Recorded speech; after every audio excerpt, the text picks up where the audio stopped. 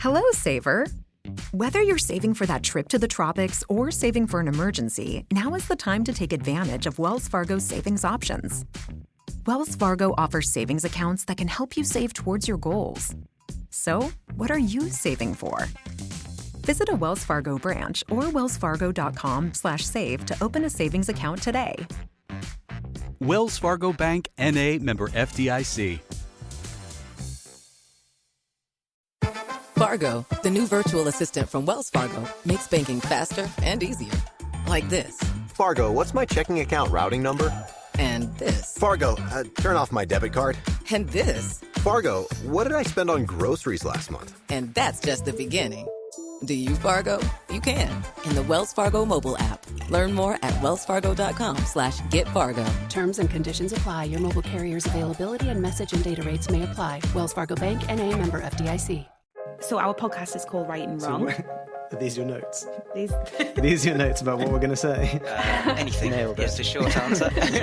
So how many novels did you not finish? Oh my God, so many. It was perfect. What's she talking about? This is nonsense. Ooh, a spicy question. I love it. This is it, guys. The big secret to getting published is you have to write a good book. You heard it here first. Hello, and welcome back to the Right and Wrong podcast. Today, I'm joined by another member of the team over at Darley Anderson Literary Agency. Today, it's children's agent, Becca Langton. Hi, Hello. Becca. Hi. Welcome to the show. Thank you for having me. So, very busy time of the year. Well, that's what I'm told by agents, but then again, it's always busy for agents. Yeah. Frankfurt Book Fair is upon us. That's right. Yeah. Is it all hands on deck at the moment? It is. I mean, luckily, or rather, unfortunately for her, we have a rights agent manager. So she is the one who really bears the brunt of Frankfurt and Bologna. So she's gone off to Germany to do the meetings in person. She's been doing weeks of meetings in the run-up, sell our rights to foreign publishers.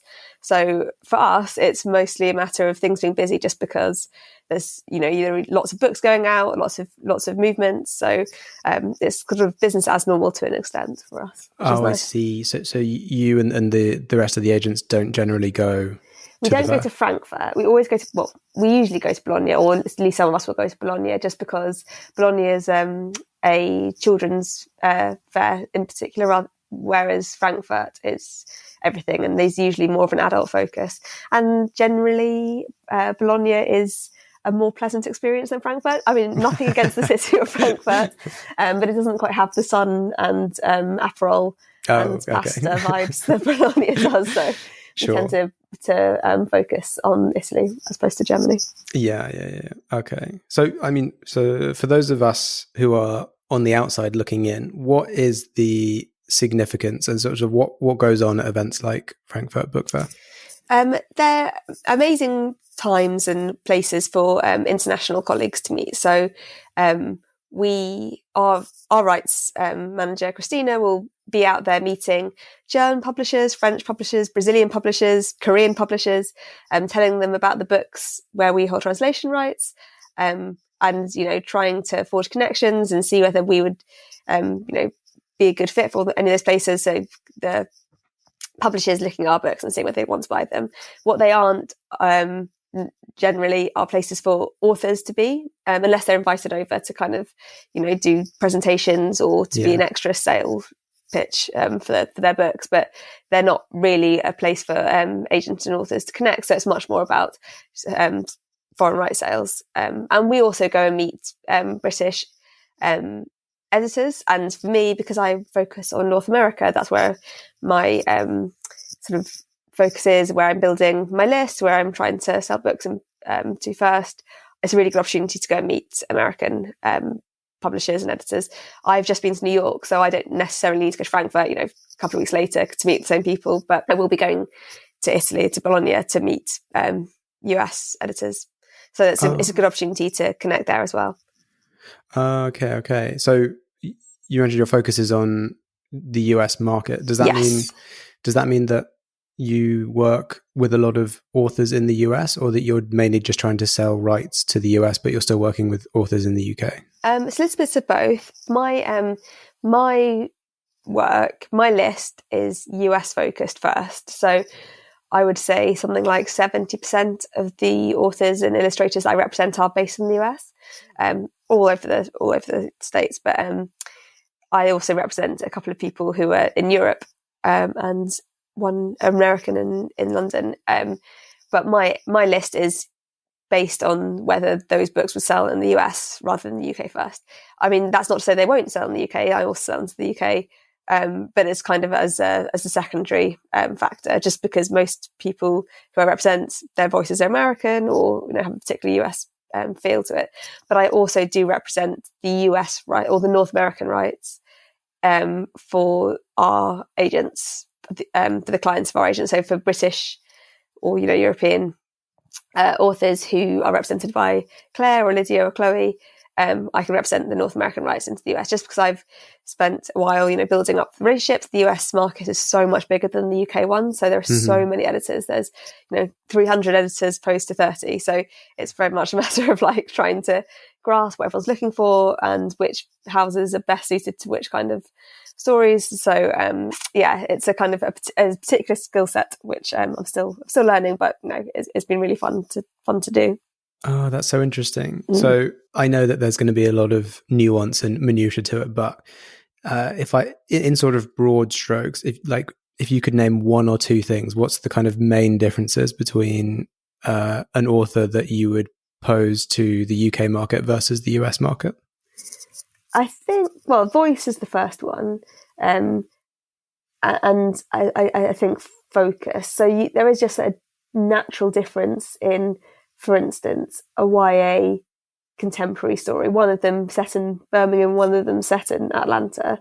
And I generally say as a rule that authors, not that they need to write only what they know, but you can tell when a US writer is trying to write a London-based story that, the nuances aren't there for them. Yeah.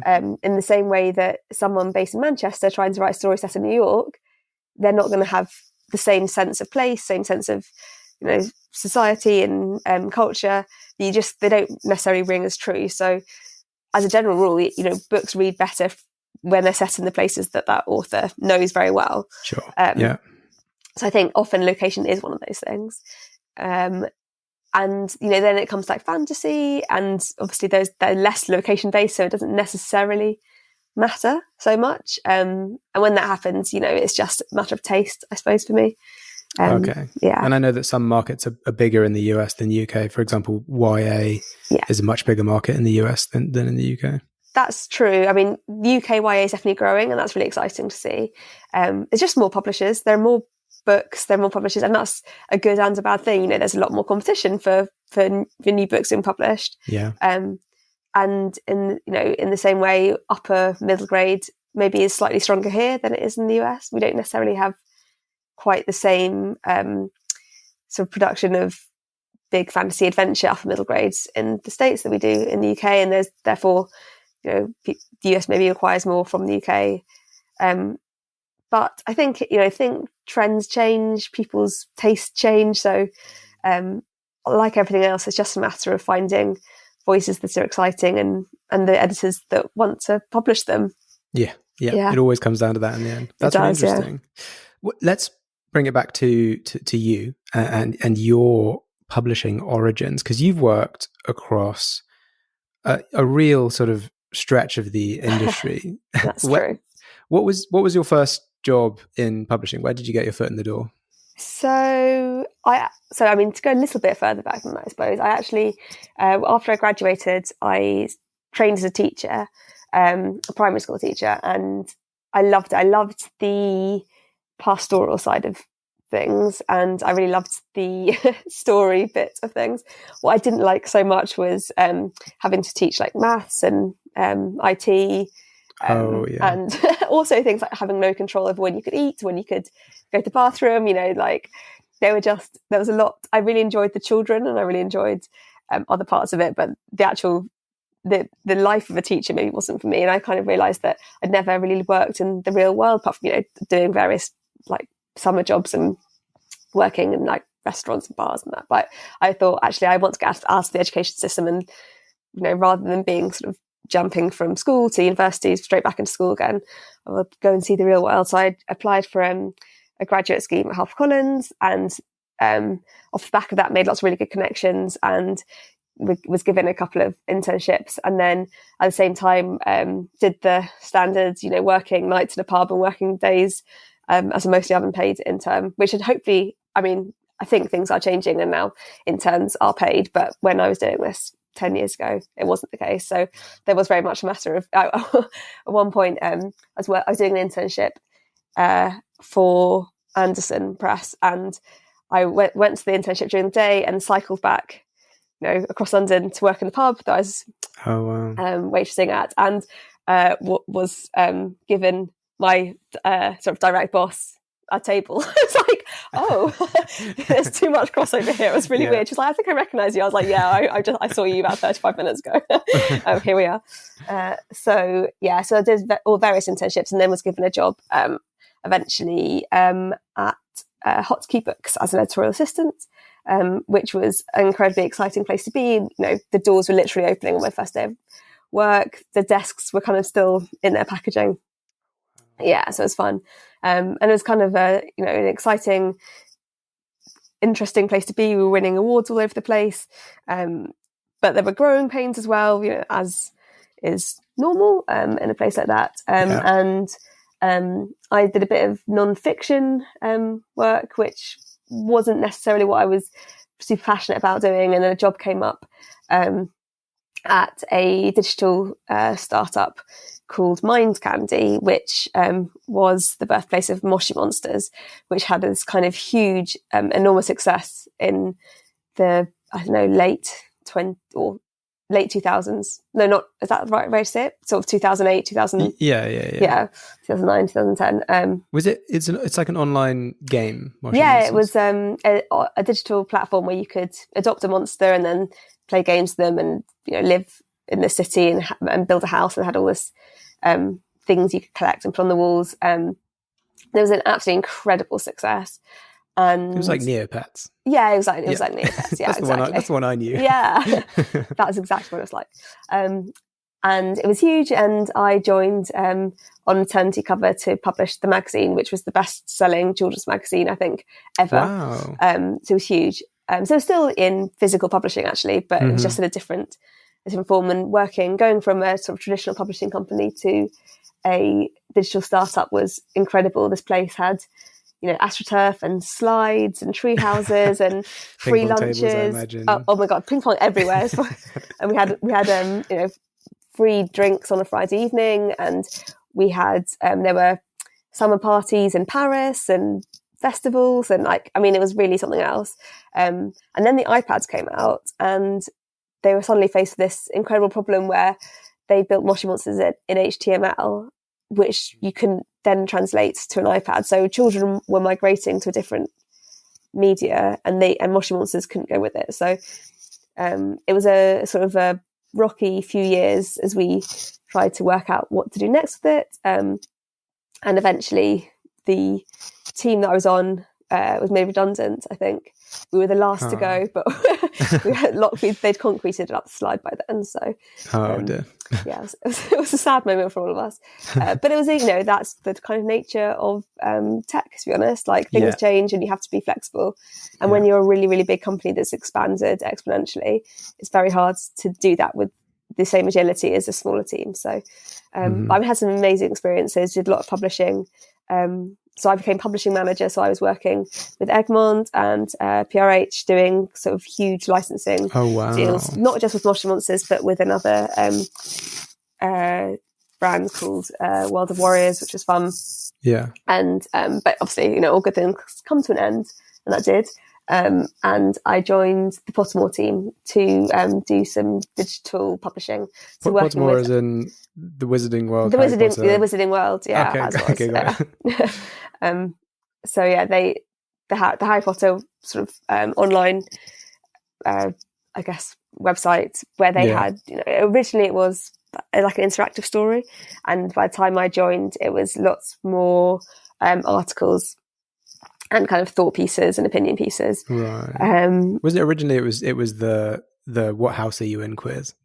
So I think that came afterwards. The first iteration was like, or maybe maybe you're right. It was that, and you could also walk through the stories, and you could like click on different bits, and like things would happen. So it was kind of, it developed. And this is a while ago, I guess 2015 maybe. I think my years are dodgy, but I joined on a temporary basis, and then just kept getting extended. But the idea was that I'd work with Apple and Amazon to make sort of enhanced iBooks. So, using the content that was available through all the books, how would we translate that into enhanced iBooks? So, again, had a flavour of publishing to it, but was kind of on a different platform than the printed word. But I was on the iBooks team, so the team I was with were working on the books themselves, just in ebook format. And then after that, while I was there, actually, because I was effectively freelancing almost, I was able to start doing some reading for scouts. Okay. So scouting is this. I'm not sure if you've ever spoken to any scouts, but no. I recommend it. They're a strange, sort of like elusive breed. Mm-hmm. There aren't very many scouts, but they do a really incredibly important job. So they are basically working on behalf of foreign publishers to find the best or the most exciting new projects coming through the UK or the US, so that those foreign publishers can be the first to acquire those rights. So that you're scouting great books, and you're really only doing it. You're only doing agented books for sure, but often only published books as well. So you're working with publishers to find like what's being published over the next few years. You want to be the first person to read it, the first person to report on it, the first person to say this book's incredible. So that's really exciting when you can say I found this book and I saw it first and I knew it was amazing. I remember reading Lessons on Chemistry by Bonnie Garmus. When first on submission, and I sat down and didn't start reading it and sent an email like, stop press, this book is going to be incredible, and our publishers moved on it, and all my friends are talking about it now that it's been published, and it is huge, and it gives me great joy that I saw that. I mean, it was inevitable in a way, because I had a great agent, a great publisher, and obviously an incredibly talented author. Like, there was no way that book wasn't going to be a success. But when you see something that has that kind of magic to it, you think, that's brilliant. Oh, I see. So so I started reading for a scout, and then eventually moved away from Potter and scouted sort of full time. I went freelance, so I was doing editorial work and freelancing. I did a bit of writing as well, so it gave me the sort of flexibility to sort of pursue that in a way that made sense at that moment. So that was where I was before I joined Darley Anderson. I was scouting. And you went into Darley Anderson. Was it in 2021? Yes, that sounds right. 2021. Yeah. You went in as an agent for the first time, being an agent. Yes. I mean, so in terms of experience, although I had never had the title agent, a lot of the things that are part of agenting was work that I'd already been doing. So I had my own editorial consultancy business. Was working with a few different clients, and obviously scouting is very much talent spotting. And then there's also, negotiation. So you do a lot of deal negotiation. So in a way, scouting is agenting's cousin, I would say. Yeah, I was going to say, they sounds very similar. They are really similar, but rather than selling author to publisher, you're selling publisher to publisher, basically. Yeah, that makes sense. So then it was a kind of quite natural, and actually quite a few scouts I know have moved into agenting. It's a next step. Yes, it seems like that. And then, and as you said, you had the editorial experience, you had the negotiations and networking experience, I guess, from like when you were doing publishing management and for sure. the Pottermore things as well. So I guess you have an insight into ebooks and that sort of thing. Oh yeah, definitely. And actually, as a scout, your job is to know everything and know everyone. So I definitely had the connections from that, which was really helpful, definitely. Wow, what an amazing career trajectory that you've had. It feels like every time you jump in something new, you think, wow, what a disaster. I'm kind of like, this isn't linear at all. Like, is bouncing around like this the right thing to be doing? But now where I am, looking back at what I've done, I think actually I do have lots of different experience that does feel like it ties into at least sort of something sensible. Even if the only connecting thread through it all is storytelling. I know how to tell a good story and what makes a good story. And everything else is just skills that you learn along the way. So, Yeah, exactly. Well, I mean, when you look at it all written down, it does look like it was all eventually leading you to this one point. I feel like that, yeah. Sure. Hello, saver. Whether you're saving for that trip to the tropics or saving for an emergency, now is the time to take advantage of Wells Fargo's savings options. Wells Fargo offers savings accounts that can help you save towards your goals. So, what are you saving for? Visit a Wells Fargo branch or wellsfargo.com/save to open a savings account today. Wells Fargo Bank, N.A., member FDIC. Did you always, did a part of you always kind of imagine becoming an agent eventually? For sure. So one of the first internships I did was at an agency it was called LAW at that point, and now is the Soho agency. And I had a really incredible experience with an agent called Philippa Milne-Smith, who is an amazing agent, and she was so kind and so helpful. And I really felt at home in this agency, and I loved the buzz of it and the energy and the excitement of people coming through the doors and selling their books. And it's not just selling the books the first time, but career management and the sort of variety of life in an agency.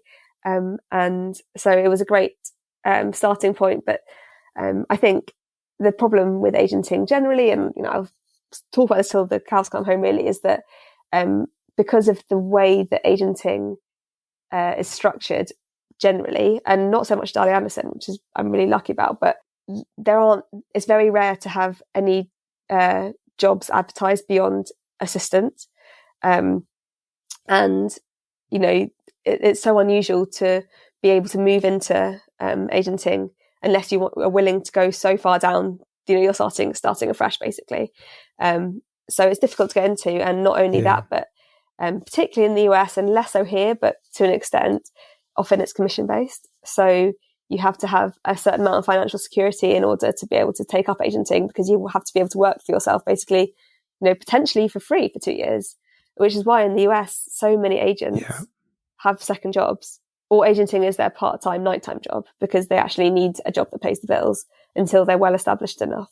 So of course, unless you're extremely lucky and you find a job like I did that, is salaried and is open to people without coming from, the assistant pipeline, then it's very hard to get into. And I actually spent, throughout the jobs that I spent a lot of those in-between bits seeing if there was any way to get back into it without taking a huge pay cut, or, having to make some other sacrifice. And there wasn't really a moment like that until I got this opportunity.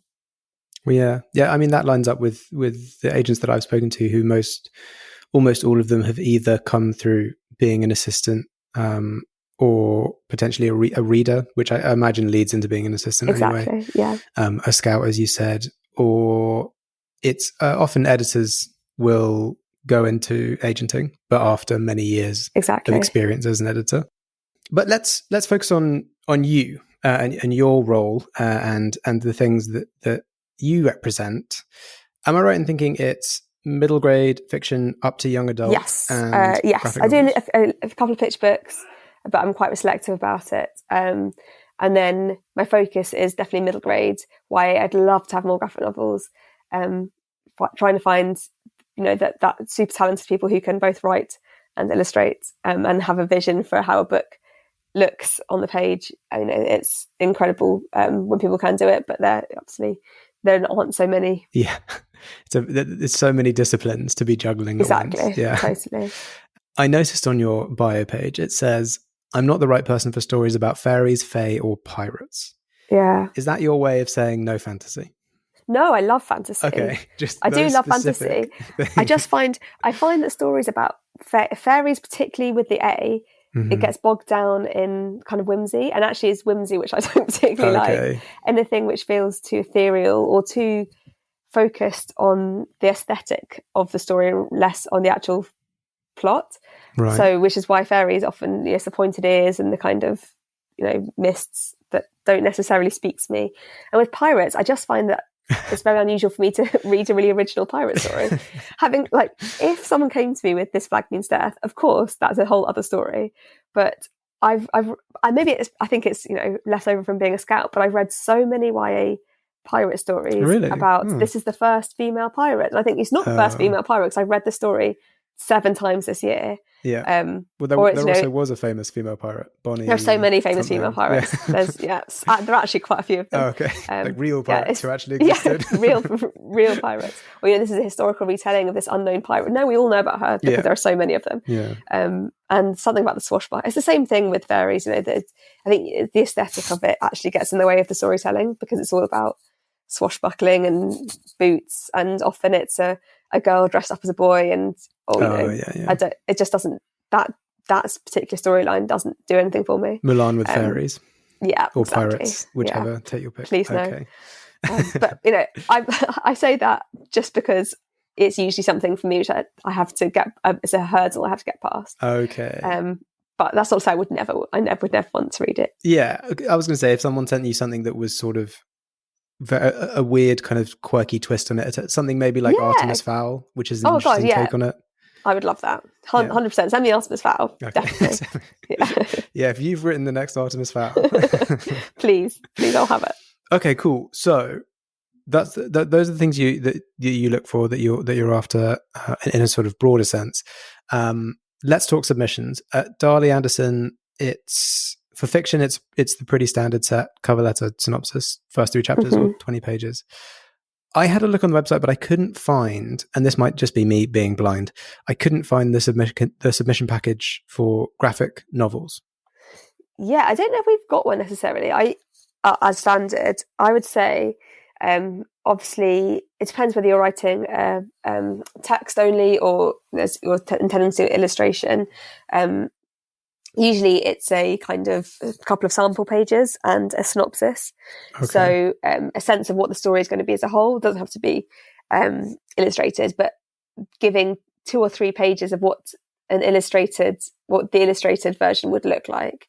And then you could do roughs of a chapter or, whatever you've got to that point. So that's often what you'd actually end up going on submission with anyway, would be a selection of kind of sample pages rather than doing the whole book, because there's so much work that you kind of want to be under contract before you start illustrating the whole book. Okay, so it's actually more similar to a non-fiction submission, where I think it's concept plus pitch and then some rough. Okay, exactly. Yeah.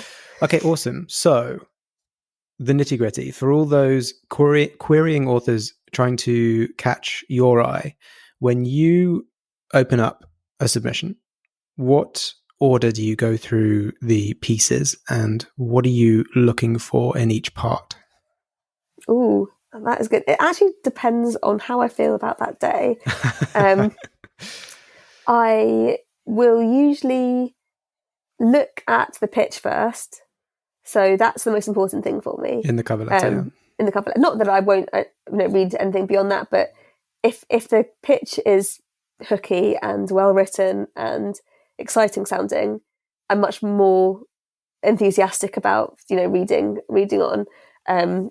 So, and then I will usually go to the actual pages and read a page or 2, and if the writing's really good, I'll then go to the synopsis and have a kind of have a look through that, and then go back to the mostly because I just want to know what happens, not because I'm judging anything on the synopsis particularly, but I'm just impatient. But for me, it sort of lives and dies by the actual writing. So if I want to keep reading, then that's enough of an answer to me. Mm-hmm. Okay. So is the pitch the most important part of the cover letter?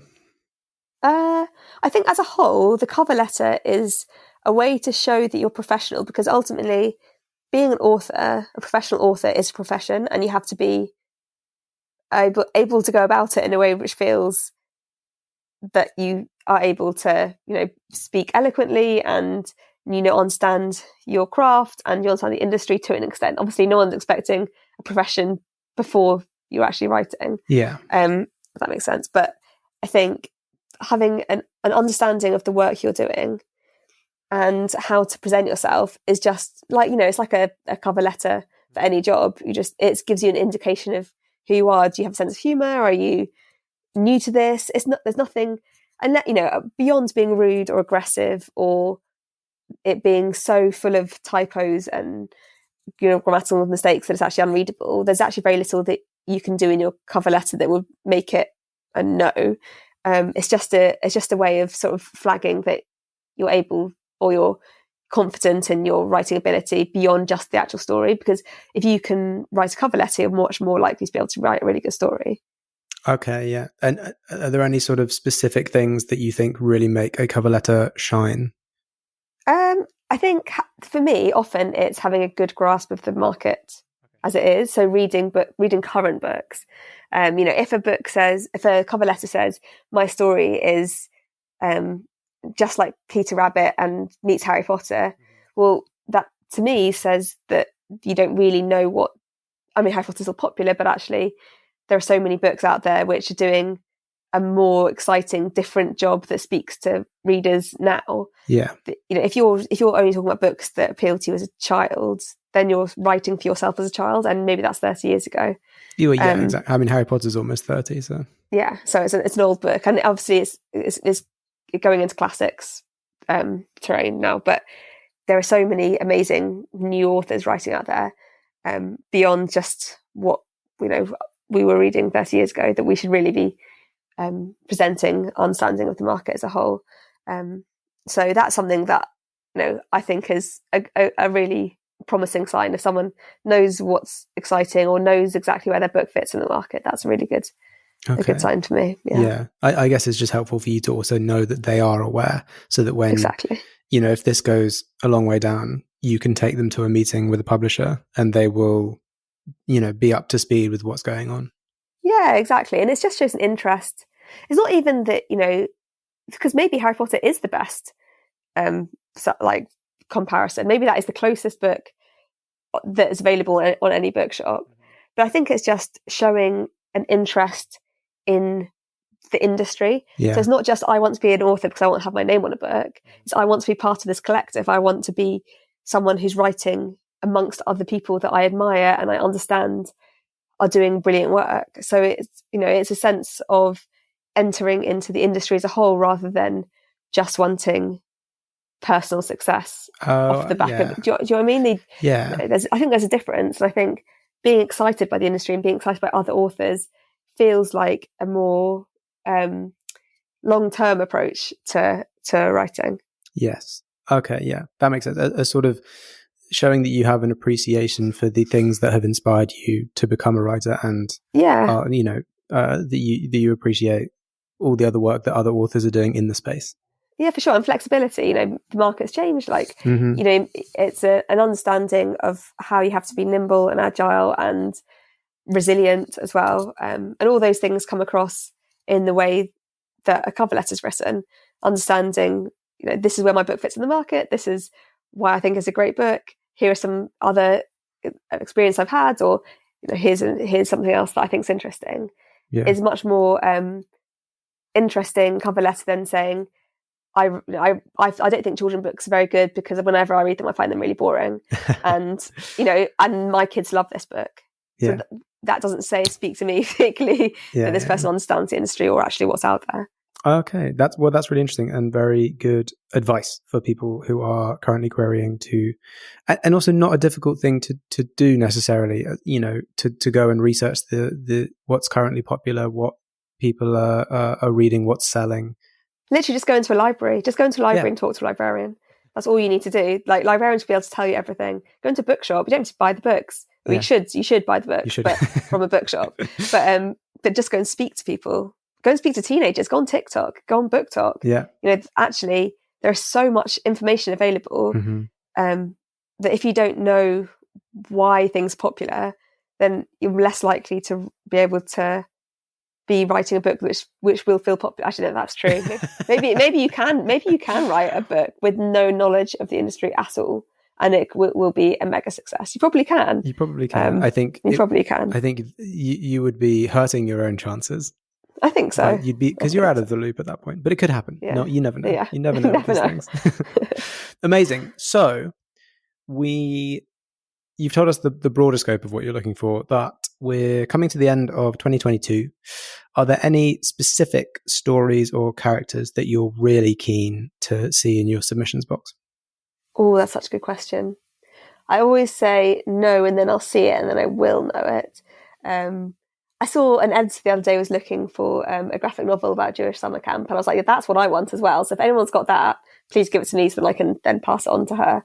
Okay.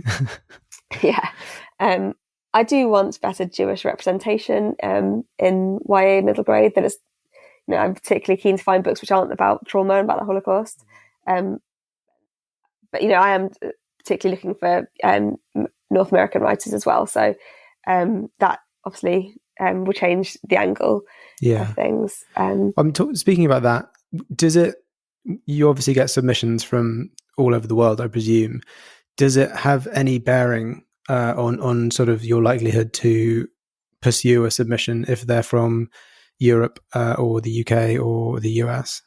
Not at all. I think so. I read everything, and if I think something's really exciting, but it feels like it has more of British quality, I'll just pass it on to one of the other agents, and vice versa. So they give me things which they feel are more US, and I give them things which I feel are more UK. Right. If it's European, then it will just depend on the voice, whether it's more UK or more US. Mm-hmm. Okay. So we're really happy to share. Yeah, if something grabs you or the other agents at the agency, you guys do often pass them around to all the time. Oh, great. All the time. Okay, yeah, cool. for sure. Okay, amazing. Well, before we get on to the final question, I know you actually touched on this earlier, but I always like to ask agents if you've ever wanted to write yourself. Yes, I would say. I actually did the Bath Spa Writing for Young People MA. Oh, okay. And I loved it. I absolutely loved it. And I have got an agent of my own, but I'm sort of taking a hiatus from writing just because I find it very hard to do both the creative and the agenting side of things. So I would definitely like to pursue it in a more meaningful sense, but it just takes so much energy. And I will get back there. Yeah, you have to find the time at some point. Exactly. Amazing. Well, that's great. That's great that at sometime down the road we will see a Becca Langton published novel. Who knows? I mean, yeah, that's what my mum's been saying for the last 5 years. We'll see. For the last entirety of your life. Exactly. Yeah. Amazing. Well, that brings us to the final question, which, as always, is, Becca, if you were stranded on a desert island but could take a single book with you, which would it be? So it's a virtually impossible question to answer. Yes. I feel like if you've got a desert island, you want to have a book which you not only want to keep rereading, but you might want to learn off by heart. When I was doing my speech and drama exams, I was like a 14-year-old, I learnt part of the Cold Comfort Farm passage from that, and it's one of my favourite books, and I think I would happily reread and learn it off by heart. But if it wasn't Cold Comfort Farm, I think it might be The Lost Art of Keeping Secrets by Eva Rice, because it is truly my greatest comfort read, and I have reread it on many occasions. So yeah, they have a similar vibe. Yeah, I would say. Yeah. Well, both great choices. I really Thank you. like that. And also love a throwback to when you were 14-year-old learning passages from it. Amazing. Well, thank you so much, Becca, for coming on the podcast and sharing your knowledge and experience throughout your amazing career in publishing. Thank you. Thank you for having me. It's been lovely. It has. It's been such a pleasure. And for anyone listening, if you're wanting to keep up with what Becca's doing, you can follow her on Twitter at Becca_Langton or on Instagram at agent_Becca. And as always, if you're thinking about submitting to Darley Anderson, head over to their website, read up on the agents, as well as all of the submission guidelines. And to make sure you don't miss an episode of this podcast, follow us on Twitter at Right and Wrong UK or on Instagram and TikTok at Right and Wrong Podcast. Thanks again to Becca, and thanks to everyone listening. We'll catch you in the next episode. Thanks for hanging around until the end. If you're interested in starting your own podcast but aren't really sure what that looks like, I can't recommend Zencastr enough. It's so simple to host, record, and download your podcast with, and it even has a built-in transcription AI. It functions entirely in the internet browser, which means all your guests have to do is click on a link and they'll be brought into the conversation. If you click on the link in the description, you'll get 30% off the first 3 months. All you have to do is click on the link in the description. Thanks again for supporting the show, and we'll see you in the next episode.